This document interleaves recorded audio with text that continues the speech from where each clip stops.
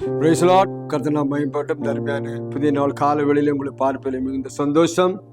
இந்த நாளிலும் கூட ஒரு புதிய லோகோஸ்வாத்தை நான் உங்களுக்கு சொல்லி ஜெபிக்க விரும்புகிறேன். இந்த நாளில் மார்க் என்ன சுவிசேஷம் 1ஆம் அதிகாரத்தில் 15ஆம் வசனம், மார்க் 1:15 இவ்வாறு ஆண்டவர் சொல்கிறார்: காலம் நிறைவேறிற்று, தேவனுடைய ராஜ்யம் சமமாயிற்று, மனம் திரும்பி சுவிசேஷத்தை விசுவாசியுங்கள் என்றார். ஆண்டவர் கர்த்தராகிய இயேசு கிறிஸ்துவினுடைய வார்த்தை முதல்ல அவர் பிரசவம் பண்ண வார்த்தை தான் இது. காலம் நிறைவேறிற்று என்று சொல்கிறார். தேவனுடைய ராஜ்யம் சமமாயிற்று, அதனால மனம் திரும்பி சுவிசேஷத்தை விசுவாசிங்கள் என்று சொல்கிறத பார்க்கிறோம். அவர் ஞானஸ்தானம் எடுத்துட்டு வனாந்தரத்தில் சோதிக்கப்பட்ட பின்பு அவர் ஊழியத்துக்கு இறங்கி கலிலேயா கடற்கரையில் போயிட்டு இருக்கிறாரு. போகும்போது இந்த வார்த்தையை சொல்லி கலிலேயா கடற்கரையில் உள்ள ஜனங்களை பார்த்து பேசுகிறது தான் அங்கே பார்க்கிறோம். அந்த ஓரமாய் பார்த்து அங்கே ஜனங்களை மீன் பிடிக்கிறவர்களோடு பேசுகிறார். ஜனங்களுடைய சில மக்களை ஊழியத்துக்கு அழைக்கிறார். ஆனாலும் அவர் பிரசங்கம் பண்ணும்போது காலம் நிறைவேறிற்று என்று சொல்லுகிறார். பாருங்க, அன்றைக்கு சொல்லி அந்த காலம் 2000 வருஷமா தான் ஓடிட்டு. கிருபையின் காலத்தை குறித்து அவர் சொல்லுகிறார். இயேசு கிறிஸ்துவின் காலத்தை குறித்து அவர் சொல்லுகிறார். இயேசு கிறிஸ்துவனுடைய அரசாட்சியை பற்றி அவர் சொல்றார். தேவ ராஜ்யத்தை பற்றி சொல்றார். பாருங்க, தேவ ராஜ்யம் வரப்போகிறது, காலம் நிறைவேறிற்று என்று சொன்னார். பாருங்க, பழைய ஏற்பாட்டு காலத்திலிருந்து இயேசுவின் காலம் வரை பல காலங்கள் கடந்து போய்கொண்டே இருந்தது. தானியேல் புஸ்தகம் 2:44 வாசிக்கும் போது ஒரு காலம் வருகிறது. பாருங்க, முதல்ல பொன்னான தலை ராஜ்யம், 2வது வெள்ளி ராஜ்யம், 2 புயங்கள் உள்ள வெள்ளி ராஜ்யம், 3வது வயிறும் தொடையும் மங்கள ராஜ்யம், 2 கால்களும் இரும்பு ராஜ்யம்.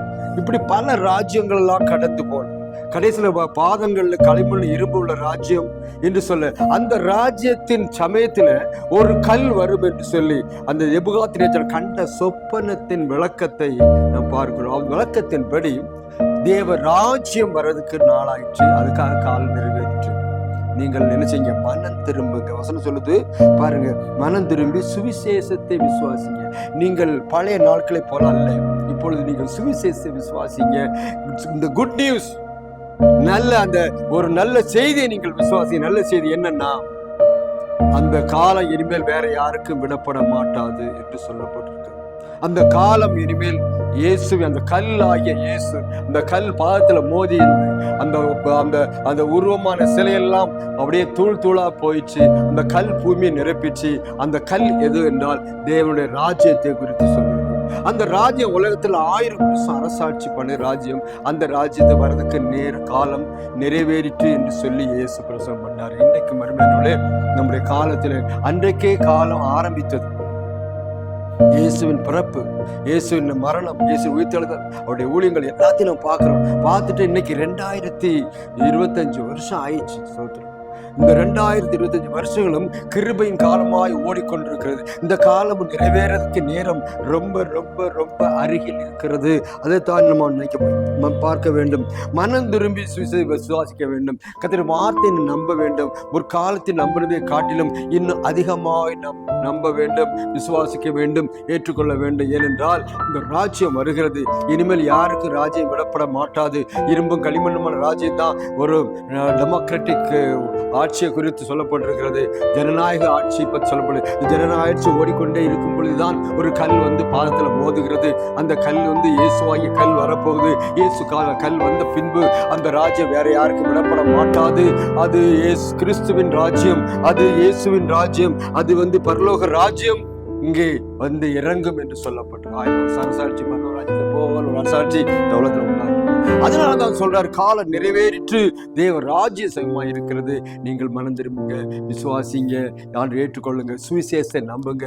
குட் நியூஸ் உங்களுக்கு சொல்லப்பட்டு கொண்டு இன்னைக்கு உலகம் ஃபுல்லா சொல்லப்பட்டு கொண்டு தேவ ராஜ்யத்தை பற்றி சுவிசேஷம் அறிவிக்கப்பட்டு கொண்டே வருகிறது. யாரெல்லாம் விசுவாசிக்கிறாங்களோ அவர்கள் எல்லாம் ராஜ்யத்தின் பிரஜைகளாக, ராஜ்யத்தின் பிள்ளைகளாய் கர்த்தர் மாற்றி கொண்டு காலை வேளையிலே அருமையானவர்களே உங்களுக்காகத்தான் சொல்லப்படுறது. இன்னைக்கு காலை ரொம்ப நெருங்கி இருக்கிறது. 2000 வருஷத்துக்கு முன்பாகவே சமயமாயிற்று என்று சொன்ன ஆண்டவர் இன்றைக்கு என்ன சொல்லுவார்? யோசனை பண்ணி பாருங்க.